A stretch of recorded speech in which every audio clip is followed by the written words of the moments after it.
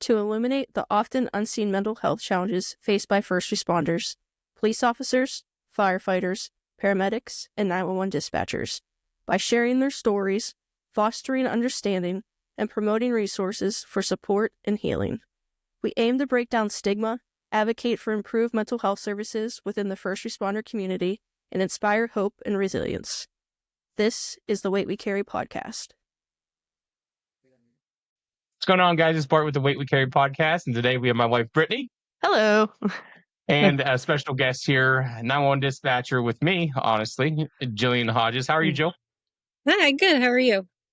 Awesome. Thanks so much for coming on. I know you watch us, and I know you watch the podcast, and you're one of my biggest supporters at work. So thank you again for coming on and just sharing your story. We appreciate it. Yeah, thanks for having me. I'm really excited and nervous, but I love what you guys do, what you're putting out there. So thanks for giving me an opportunity to be a part of it. Absolutely. Thank you for coming on. Don't be nervous. No, I'm more nervous than you, probably. So if you would, Jill, can you give yourself a little bit more detailed introduction, and then we'll go from there, okay? Yeah, I mean, I've been a dispatcher for about 15 years, not completely at Allegheny County, but just in general. It was my first dive into public safety, and I love it. I love what I do. I love who I do it with, and it's a great experience. I'm really glad you started doing it as well. Thank you. Thank you. You're over there in the zone that gets a ton of fires, so, and a lot more stuff. So you guys definitely have a busy zone over there. So, Joe, can you tell us a little bit about your childhood and teenage years, and what were they like, and how they shaped who you are today? Yeah, I had a pretty normal childhood. I grew up in Swisson Park. No one's ever heard of that unless you lived there. It's a small city, small neighborhood in the city of Pittsburgh, with my mom, dad, and older brother. It's a lot of kids around the neighborhood, so we had a lot of fun. When I was around, 11, my parents divorced, and my brother went to live with my mom, so I stayed with my dad. And a lot of people think that's unusual, that, a 11-year-old girl stayed with her dad, but I didn't want him to be on his own. And we were really close. So I talked to my mom all the time. I could see her whenever I wanted. But growing up, day-to-day stuff was me and my dad. How was school? Me and my dad. How was work? Me and my dad. Dinner every day? Me and my dad. So it was different than a lot of people would expect, but it was wonderful. I had a great childhood. Hectic teenage years, but what girl doesn't have hectic teenage years, Oh, but it was great. And guys too. My teenage years are horrible. Yeah, I sparked some stories at work. Oh boy. So, Joe, what led you into public safety work, especially dispatching, since it wasn't something that you grew up around? Yeah, I didn't have, and no one in my family was in the fire or EMS or any kind of public safety. I didn't know anything about it, with the extent of, hey, if you have an emergency, you call 911. And I never had to do that. So I didn't know anything about it. When I was in my early 20s, my best friend kind of stumbled into dispatching for Turtle Creek and East Pittsburgh Police, and she loved it. I was still in school, finishing my degree I didn't even really know what I wanted to do. I was working on social services with the intent of maybe social work. I wanted to help people. And she said, hey, we're hiring. You do school online right now. You should come apply. So I did and got the job, and the rest is history. So what was it about dispatching that made you fall in love with it and keep coming back, even when you stepped away for a while? I think it sounds really cliche, but I think it's something that kind of gets in your blood. I don't think, of course, the paycheck's nice, but I don't think that's why you really do it. I think you have to be a unique kind of person to not only be able to do it, but love it. And I'm one of those people. I absolutely love what I do. I love the relationships I have. I love the job itself. I mean, it has its tough times, but I can't imagine ever doing anything else. And when Turtle Creek and East Pittsburgh closed, and we're going to 911, going to like the large county instead of just doing it with us, there was only 5 of us. So we ran all of East Pittsburgh and Turtle Creek Police and Fire with just 5 dispatchers. And when they closed, they gave us the opportunity to apply to 911. And I didn't want to do it. I was so against it. I didn't want to be part of a larger center where it felt like we were just not a number, but at the police department, I knew my guys, I knew their family. They hung out at the station when they weren't on calls. And that was a huge part of it for me. So I didn't want the big center. So I actually did not apply to county. I was an EMT at the time also. So I went and worked in the ER as a tech for a year. And I'm sorry, go ahead. I said, okay, all good. And I absolutely hated it. Hated everything about it. Hated the environment, hated the job. So I missed it. I missed dispatching. So I applied to county after about a year of doing something else and got the job and went right back to it. Haven't left since. Nope. For people who might not know much about this, what dispatchers do, can you describe what a typical shift is like? Yeah, it depends on what desk you're sitting. I mean, if you're answering 911 calls, it's, answering the phones, giving out basic instructions, finding kind of help that the person needs and dispatching those units. If you're sitting a police, fire, and EMS desk, it's dispatching whatever responders are needed and kind of balancing their calls, making sure they have everything they need. They have all the information they need to get their job done and to keep everybody safe, not just, the responders, but the people that are calling, everyone involved in the incident. It's just making sure everything's done that needs to be done. And it can go from, Bart, it can go from 0 to absolute chaotic within a matter of 2 seconds on any end. Yeah. 0 to hero. Yeah, I got to go visit your center. When was it? And it's a couple months ago. Yeah, a few months ago. I could not believe how big it was, how many screens there was, how many different areas there was. I was amazed. Yeah. I don't know if I could watch that many screens at one time. The ADD's real. Yeah, I don't know. Maybe I would like it. Yeah. So what kind of calls or moments stand out to you as some of the most difficult parts of the job? Since I've been there so long, I can't say I've dealt with everything because, there's always something new. But I've dealt with officer-involved shootings. I've dealt with domestics, missing children, mass casualty incidents, like 3 alarm fires, you name it. I feel like I've dealt with it. But the hardest for me are anything that involves kids.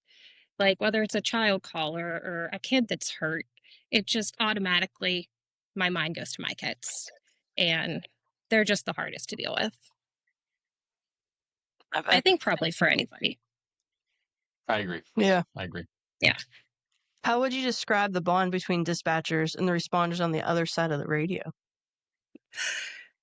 I think it's hard to explain unless you're in it, unless you're part of that relationship. I don't know what 90% of the responders on the other side of the radio look like. I don't know if they're married, if they have kids, but I know what their voice sounds like when they're stressed out. I know what they need on some type of calls before they need it. I know if they're having a good day or a bad day just by the way they say hi to me. So I think it's just different. And there's not anything that I won't do to keep them safe. I'm sorry, go ahead. Go ahead. I have a story if you want to hear it. Absolutely. I was at a restaurant with my oldest son years ago. And we were sitting down eating, just talking, and a guy walks by the table and kind of looks at me funny. I'm like, do I have food in my teeth? Like, what? And then he walks back again and looks at me again. I'm like, okay, whatever, go about my business. And then he stops and he was like, I'm sorry, but I know your voice. And as soon as he said that, I'm like, oh, I know yours too. And I just said his badge number. And he's like, yeah. And we sat down and talked for 5 minutes. I'd never met the man. Don't know what he looked like. He's not in uniform. I'm not in uniform. But the second he heard my voice, he knew who I was. Yeah. So, that's weird. It's cool, but it's weird. It's cool, but weird. Yeah. That's how it was for me when I actually got hired at the center. All these people, because I was on the EMS side for about 12 years. And then I knew some of the people just from, working so closely with a lot of the fire departments, and obviously a lot of the dispatchers are at fire departments, but going in and actually meeting and shaking hands with people that I've heard on the radio for years. And I'm like, for the name of the fact, it is pretty cool. Odd, but cool. Cool at the same Yeah. time. And I mean, it's great when, the units come in and you get to see we put faces to names. It's great. It's good for their end and it's nice for our end. It is. And, coming from like the bond question, one of the biggest compliments I have ever gotten was when one of my units told me, as soon as we hear your voice on the radio, it's just a relief. We know we're going to be as safe as we can be for the rest of the shift. And that just, there's nothing that could possibly make me feel better knowing that they think they're safe when I'm on the radio. Absolutely. Yeah, the trust in you. The trust in a good dispatcher, a capable dispatcher, and someone that's always going to put their safety first is, in our profession, we need that. And that was the same way, like I said, on the other side of the radio, when I heard a specific EMS dispatcher, I'm like, thank goodness. Thank goodness. Yeah, it's nice being the one that they're like, oh, yes, not like, oh, thank God she's done. Oh, my God, why are they on? Oh, yeah. Oh, yeah. Yeah, even though I probably am that for some people, but. We all have our fans and our people that don't like us. I love that. It was the British lady. Yep. She was a North Zoner. Oh, she's great. Helen. Helen, that's Yeah. it. Yes. Helen. Yep. I think she's back in England or wherever she went. She's wonderful. Yeah. County 214-2. I remember it all the time. So, Joe, you've been through some really heavy moments on the job. Can you talk about how those experiences have affected your personality? I think some of the really bad calls have made me hyper aware of how easily, a good day could go bad. How quickly something can go wrong when you don't expect it to, when you're just living your life. And I used to be, sorry, I'm playing with my dog under the table because he's sitting in my lap. You don't expect the bad things to happen. And before I started doing this job, I think I was an extremely positive person. I still try to be, but it's hard.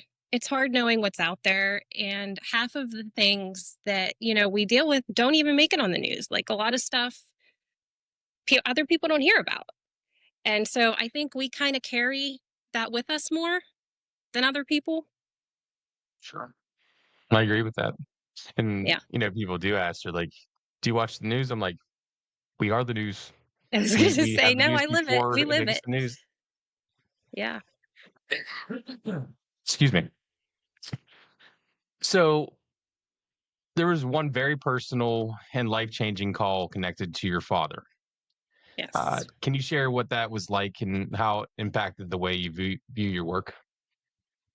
When you probably get it. When someone finds out what you do, their like initial question is, oh, what's the worst call you've ever had? And the worst call I've ever had, I didn't take. I didn't dispatch. I was sitting out in the call taking bank. I was answering phones, and on our computer screens, I monitor what's going on in the whole county. Just so in case it's related to a call that, pops up on my screen, so I know what's going on.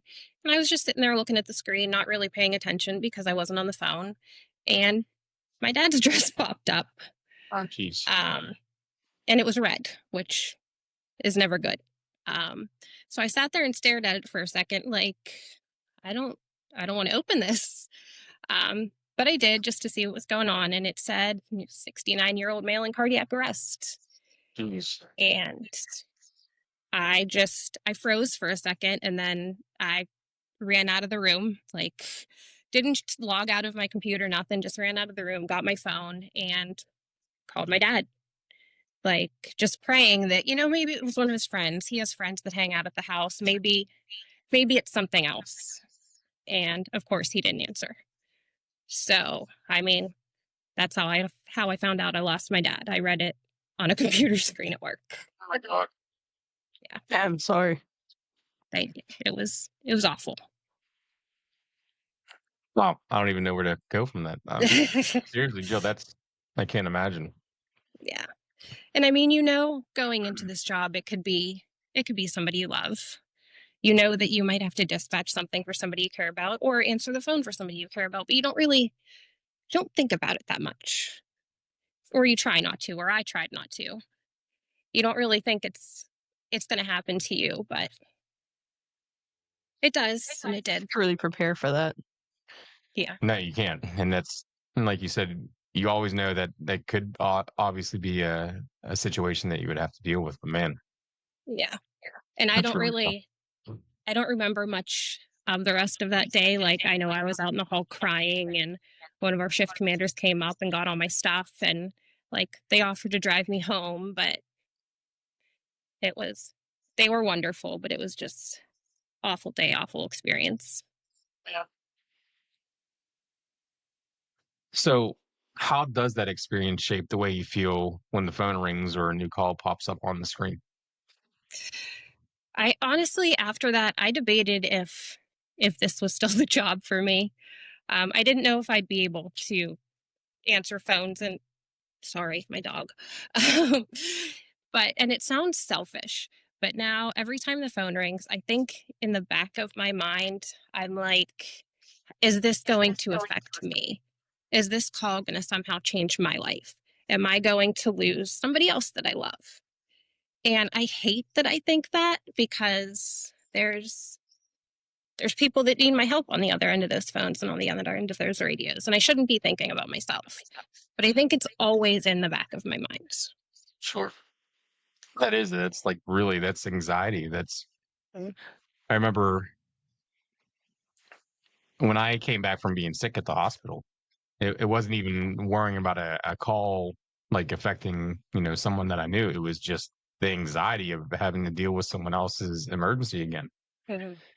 And before I, pardon me, before I was sick, I never had anxiety at all. Never had it. Yeah. And man, it was bad. Like I could barely like breathe. I was like, "Oh my God, there's gonna be another 911 call. How am I gonna answer this? And how am I gonna deal with that?" And somehow I figured it out, but Yeah, it was rough for a while. it Rough was. getting to work, and There was actually one night, and Britt remembers this. I left. I was still on afternoons. It took me an hour and a half, 2 hours to get home. I couldn't find my way home. Yeah. That was like serious PTSD. I knew like where I was, but I couldn't remember what roads I needed to take to get back from the center to my house. And Yeah. I'm like, what is going on? I Yeah. passed, I was going through Coriopolis and I passed this police officer twice, and he was probably like, what is he doing? And Is he it's drunk? kind of hard, just down over and right on the 65 back into the North Hills. And I had no Yeah. clue how to get home. Yeah. After I found out about my dad, I don't remember the drive home. I know I was Yeah. on the phone with my mom, but I don't remember the conversation. It just autopilot, I guess. Yeah. So, Joe, beyond the emotional impact, how has the stress of the job affected your physical health? I've gotten migraines since I was a kid. I've gotten since I was 8 years old, but definitely since starting this job, they've gotten 100 times worse. I battle stress, I battle anxiety. It's a day-to-day thing with all of it. I actually have very, very bad dreams. Sometimes I can't say they're not really related to the calls or anything or the situations, but I'm sure it's because of the stress. It's like kind of manifesting itself in a different way. So I don't sleep well. I fight insomnia. It's just an everyday battle. when the weight of the job feels heavy, what helps you cope and ground yourself? My kids, just they are, everything. They're the lights of my life.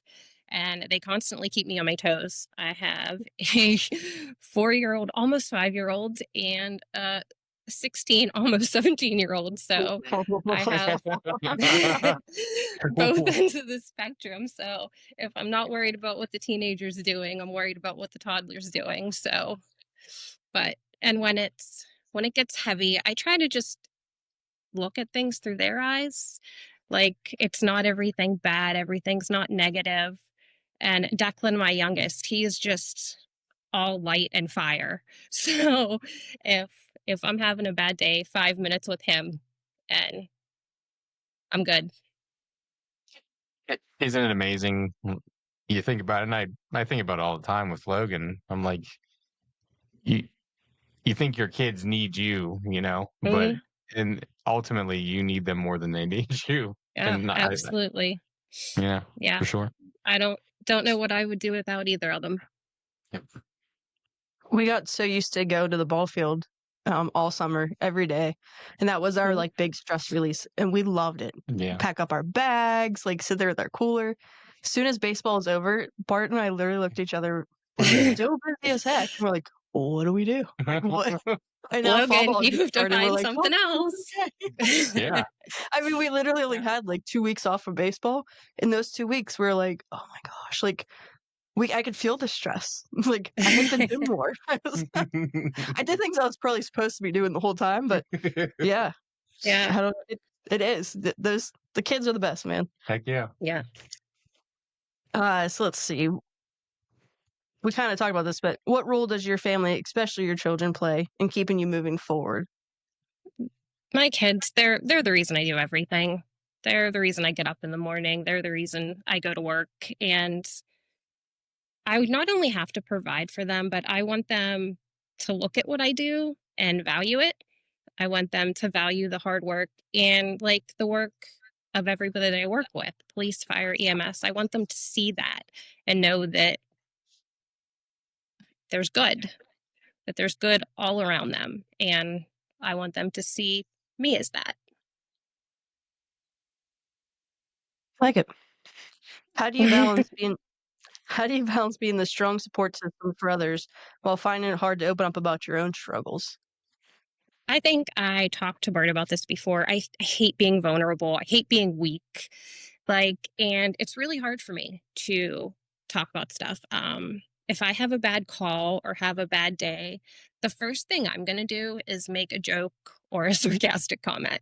Like, that's my defense mechanism. I don't, I'm not to sit there and cry about it unless I'm home by myself. But I think honestly, part of that is that helps me help other people because I get it. I understand that you don't want to talk about it. I understand that you're struggling, but I also hope that people understand that I'm one of the people that they can talk to because I get it. I've been there, I've done that, and I understand.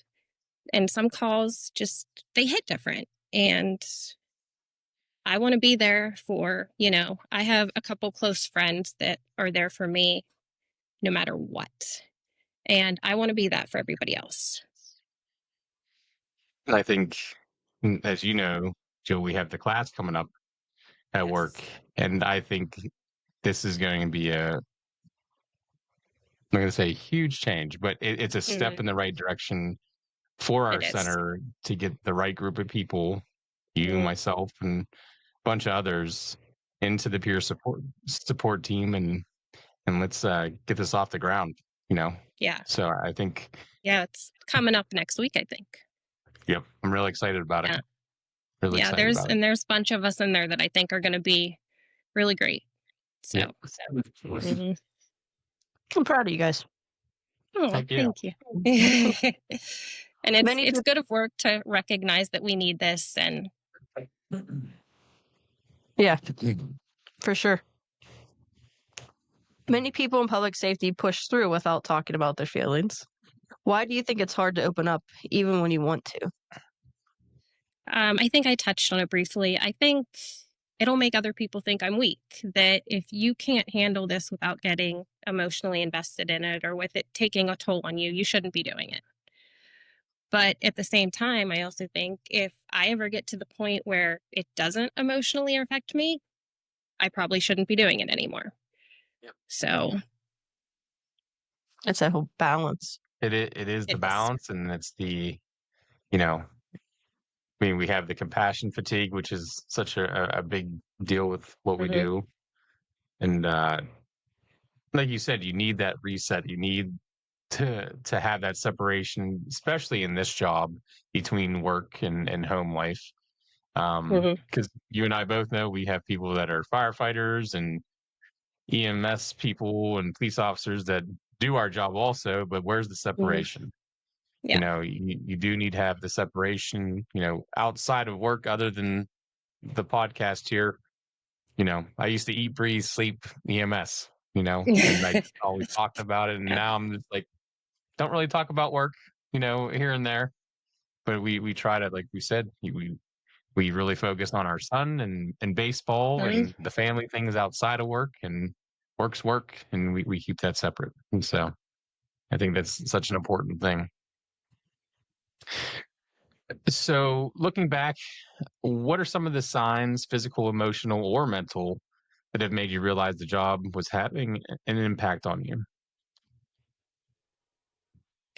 When I was going home from work and taking the calls with me, when I was sitting on the couch and instead of being present with my kids, I was worried about outcomes. I was worried about what happened to the ladies whose husband she was doing CPR on, what happened to the kid that was afraid of his dad. It's instead of thinking about what I'm going to do with my kids, I'm thinking about other people's families. And I started having, like I said, some pretty bad dreams, some pretty intense anxiety.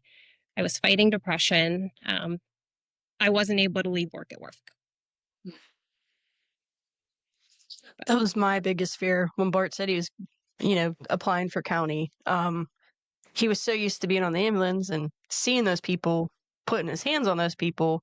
And I was like, how are you going to do taking these calls or dispatching and not being there? Like, not seeing the outcome, because I think sometimes you guys might get updates, but not often, Yeah. if I'm right. Yeah. So, like, not knowing the outcome, not just physically not being there. Yeah. You're helping them in such a tremendous way, but then you have to be done. You have to move on to the next thing. There's no resolution. And, dispatch, most of the time, there's no resolution to it. And that is a tough thing. Being a pre-hospital provider is, I was with that patient. I could see whether they were super critical or if they could possibly pass or make it, or you see that, and even when we were talking to Holly, and she says EMS in general, call to call, we have the most, I think, one of the most stressful parts of public safety, is because we get there, we see the realness of the incident, of the call. And then, hospital people, the ER, they see them nice and packaged up, and they don't see the realness and the wholeness of the whole entire. I think each one brings a different stress. Yeah, it sure does. It sure does. But it was, I think I've been able, especially after, talking and getting medicated, and like last year for me working, it was horrible. I think I burned through all of my time, like sick days and everything, before February, because that's how bad I was struggling with my anxiety and my depression. And now finally, it's just, I was so resistant on getting put on like an antidepressant medication, and then the first day I finally wrote down and got to my doctor and was prescribed it. I was like, and asked, like, Britt saw it. She's like, "You said what?"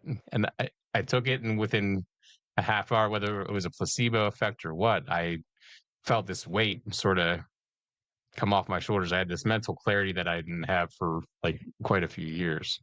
So, it's not for everyone, but I think everyone should either go see a therapist or definitely get medicated if they need to be, because it's significantly changed my well-being and my quality of life. I think it's not even not knowing immediate outcomes. Like, I think it's long term. Like, a really horrible call I took was when two kids were out riding dirt bikes and they wrecked.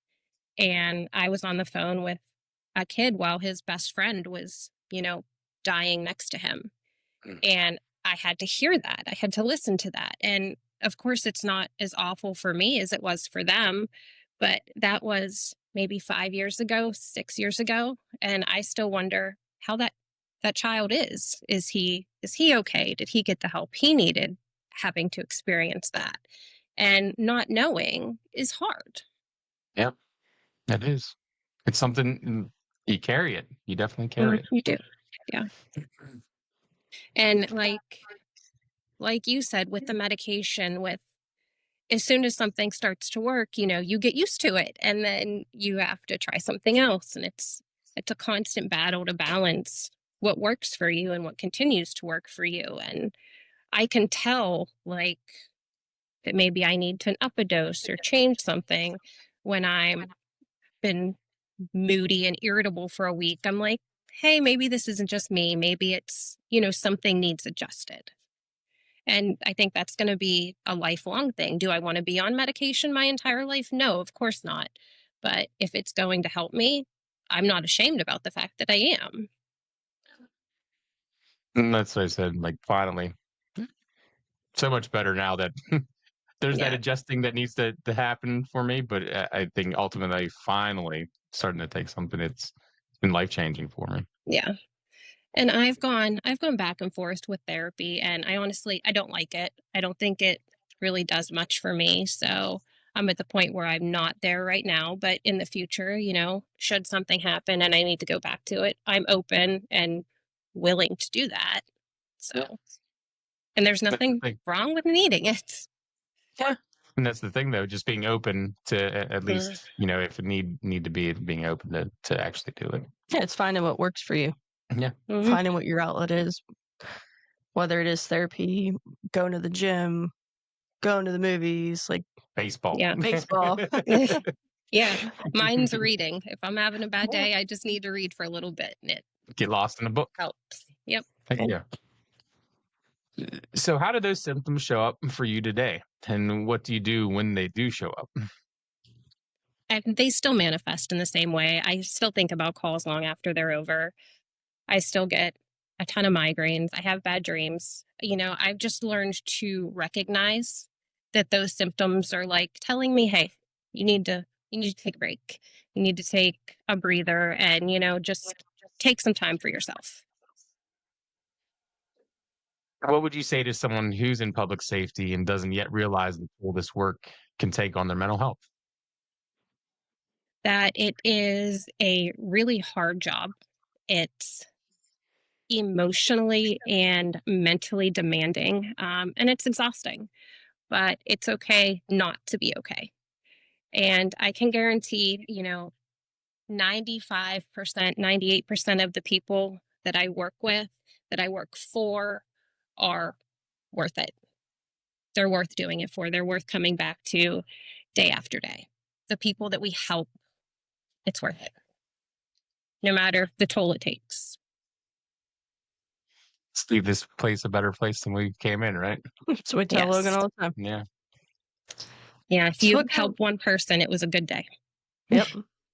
So we said when we started this, if we can just help one person, then all this is worth it. And just the letters we've gotten, messages, just makes you feel good. You're like, all right, keep doing this. Keep on going. Yeah. Yeah, this is what you guys do is amazing. It's a great outlet. It's a great resource. And it's just great to know, none of us are in this alone. Thank you. Yeah, everyone's amazing. Everyone that have come on and shared their story, and it's not easy. It's not easy to have a camera in front of your face and be vulnerable, but hopefully, we make it a little bit easier with joking and. She's the comic relief. She has the wittiness. Sometimes I get the looks no. Yeah, when Bart first told me you guys were thinking about doing this, I was like, that's fantastic. And I was hesitant to volunteer to do it, but, went back and forth for a while. Is my story even worth telling? But like you said, if it helps one person, that's great. Yeah, just the more people we get on, the lost their cool light. Light turned off. The more that like Joe Schmo might not connect with Tyler's story, but might be like, oh wow, like Jill, I really feel like Yeah. what she's saying, and maybe I do need to do something or find something for myself or go talk to someone. So the more people we get on, the more stories we share, the more Yeah. signs and symptoms, because it's not the same in every single person, the better off, the more people we can connect with and hopefully help or even just get that little spark in them of like, okay, maybe I should keep an eye on this. So Yeah. Yeah, absolutely. what kind of support systems or resources have you found the most helpful, either at work or outside of work? Outside of work, my family and friends. I rely on my mom a lot. Sometimes if I have a bad day, I just call her on my way home and she's just, as soon as she hears my voice, she's like, what happened? And she's just the one person I don't have a filter with. I'm going to tell her everything. I'm going to tell her all of it. And sometimes, she just listens to me cry. And that's all I need. And I actually bring one of my best friends to and from work a couple days a week. And we don't talk in the mornings because don't talk to me at 5:30 in the morning. But on the way home, it's like, if we need it, it's our vent session. So that's a wonderful resource. And at work, honestly, the biggest resource is my coworkers, the people around me. I know I don't get along with everybody. Everybody doesn't get along with me. We don't all like each other. But I don't think there's one person there that I couldn't go up to if I was struggling and was like, hey, I need help, that wouldn't drop whatever they were doing and be like, okay, sit down, let's talk. And I think maybe I took that for granted for a little while, but I definitely recognize it now and won't hesitate to use it if I need it. Yeah. I know the mornings because we all get to work usually around the same time. Always walking in the front break room like, good morning, everyone. We're like, everyone's like, Yeah, right. You're the only person I know that pops right up at could be 4 a.m. He's like, "Good morning. What do you want to do?" I'm like, "You're crazy." someday. Yeah. Get at least So 4 more hours of sleep. yeah, they make fun of me. They're like, we all know not to talk to you until like 9 a.m. unless it's work related. I'm like, yep, sorry. Nope. I get it. Yeah. I love daylight because I love being done at 2 o'clock, but don't talk to me before 9. Give me a little bit of time. I'll take daylight all day. Yeah. I'm a morning person. You sure 3 are. more cups of coffee and we can talk. If someone listening is struggling with similar experiences, what advice or encouragement would you want to give them? I think I said it. It's a very difficult but rewarding job. And ultimately, it is worth it. Everything we do is worth it. It's worth the sleepless nights. It's worth the stress. It's worth the anxiety. Just to know that I'm doing my part to keep responders safe, to keep police, fire, and EMS that are already doing such a difficult job. I'm doing even a little bit to help them. And I'm helping my community and where I'm from. And it's worth it. Oh, yeah, it is. Oh, yeah, it's worth it. I can't imagine ever doing anything else. So Yeah, I think I'm there, I don't feel, in all honesty, that's probably where I'll retire from, more than likely. yeah. And Yeah, if I it, if don't. it if it is something else, it's definitely not going to be anything public safety again. But Yeah, I don't plan on going anywhere. So this is probably where I'll finish out my career. I would say this is where I started my career. I mean, this is the only thing I ever did career wise besides, bartending jobs and just, this is it. This is for me. So, Jill, after everything you've been through, personally, professionally, what does resilience mean to you today? I think it means getting up every day and doing it again. No matter what kind of day I had before, it's making the decision to get in my car and get behind a radio, answer a phone again. And I don't talk about my faith much. I think it's a very personal thing. But I think it's, some nights I go to bed and just pray to God, give me the strength to get up tomorrow, give me something to do this again. And when I wake up every morning, I have it. So I must be doing something right. It is. Yeah. Awesome. Joe, is there anything else you'd like to leave everyone before we get off of here? No, I think that's it. I hope, if anybody that's watching this that we work with or in general that's struggling, reach out. I think that's pretty much the point everybody that you've talked to has made is just you're not going through it alone. We're all dealing with it in different ways, different times. If we're not dealing with it at that exact second, we've dealt with it before. And I don't think one person in this industry that wouldn't be like, hey, come talk to me. Awesome. Anything else, babe? Okay to not be okay. It's not okay to do anything about it. Amen. Thank you. Well, guys, Jill, thank you so much. Where did I go? Thank you. I disappeared. Magic trick. Oh, Fantastic. oh! Look at that. You know what he didn't do? He You're- didn't silence his phone. Silence my phone? We're gonna stop that right now. Pro. You know who that was? That was my mom actually calling in. We have a guest on the show. I guess it's KK. She came in and hit the phone. We'll try to edit that. If not, No, we're leaving it. We'll leave it in. Hi, KK. You're a cute We'll cat call you for a right back. couple We'll call you back, minutes. It's fine. But guys, if you would like to be on the show like Jillian was, hit us up at TWWC podcast at proton.me. I finally got it right the first time to be on the show. We realized the summer sort of slowed down for us. But now that the summer's cooling down, fall is going to be heating up. We're going to be jumping back on more of the podcast and the interviews, and we'll be releasing even more. Yes, let us know. Do a lot of recording and this winter. if you're worried about it, it's not nearly as scary as I thought it would be. So don't Told be. you. Told you. We don't bite. Yeah. But it was wonderful. Again, thank you guys for everything you do. Thanks for putting it out there. I know it's a lot of time, it's a lot of work, and it's great that you guys do it. So thank you. We couldn't do it without people like you. So thank you for coming on. We do for you guys. Yeah, it means a lot. Thanks We for do having me. everyone. Yeah, it was nice meeting you. All right, guys. You Thank too. you again. Jillian, thank you again. Bye. Stick with us for a minute and we'll get signed off here, okay? See you guys later. Thank you. And